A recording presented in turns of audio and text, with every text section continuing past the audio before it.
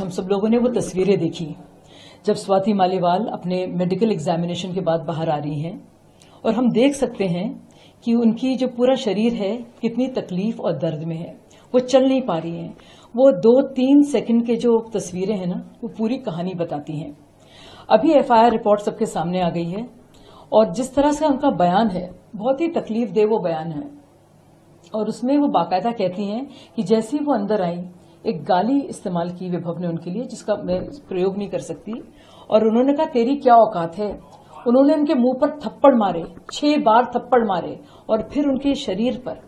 और जब वो गिर गई और उनकी शर्ट के बटन भी खुल गए और वो उनका शर्ट ऊपर तक आ गया क्योंकि वो घसीट रहे थे उनको, तब जब स्वाति ने ये कहा कि मुझे नहीं मारो, मेरी तबीयत ठीक नहीं है, मेरी पीरियड्स हैं, उसके बावजूद विभव घूंसे मारते गए और अपनी लातों से मारते गए, लताड़ते रहे उनको। लातों का इस्तेमाल किया उन्होंने और उनके शरीर पर, उनके जिस्म पर, उनके पेट पर और निचले हिस्से में उन्होंने लगातार प्रहार करे। और जो शब्दों का इस्तेमाल किया है वो कितने हिंसक और खतरनाक हैं। उन्होंने कहा कि टुकड़े टुकड़े करवा देंगे, तुम हमारा कुछ बिगाड़ नहीं सकती। और ये तक कहा उसमें कि तुम्हें जहां गाड़ेंगे ना, किसी को पता नहीं चलेगा। सोचिए किस तरह के लोग हैं ये। बहुत ही तकलीफ दे है ये पूरी घटना। और सोचिए उनकी पुरानी साथी जो लगातार इनके साथ काम करती आई है। मैं तो खैर अन्ना हजारे आंदोलन की शुरुआती दौर में आई थी, लेकिन स्वाति तो बहुत सालों से पीसीआरएफ के दिनों से काम कर रही है। और जो नवीन जयहिंद ने कहा था कि उसकी जान को खतरा है, आप खुद सोचिए संतोष कोहली कैसे एकदम से गायब हो गई।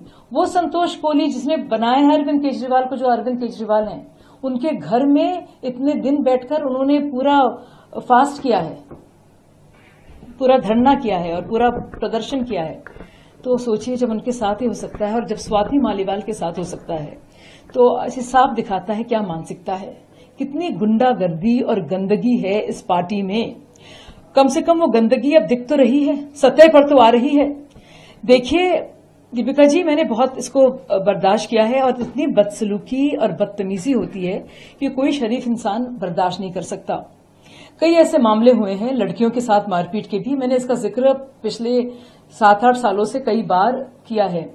लेकिन इतना जलील किया जाता है, इतना बदनाम किया जाता है, इतनी भद्दी भद्दी बातें आपको कही जाती हैं कि आप परेशान होकर, शर्मसार होकर आप चले जाते हैं। अपनी इज्जत आपको प्यारी है।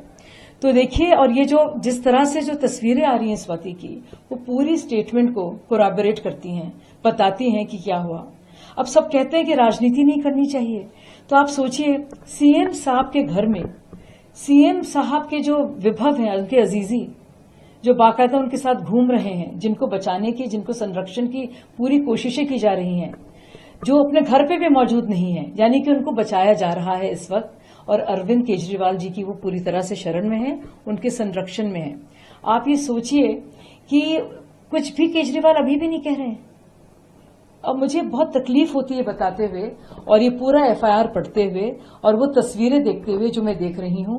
ये सब हम लोग ने बहुत कुछ बर्दाश्त किया है, लेकिन इस कदर की बदतमीजी, क्या मार पीट रहे हैं अपनी पुरानी साथी को। देखिए ये इनकी असलियत है।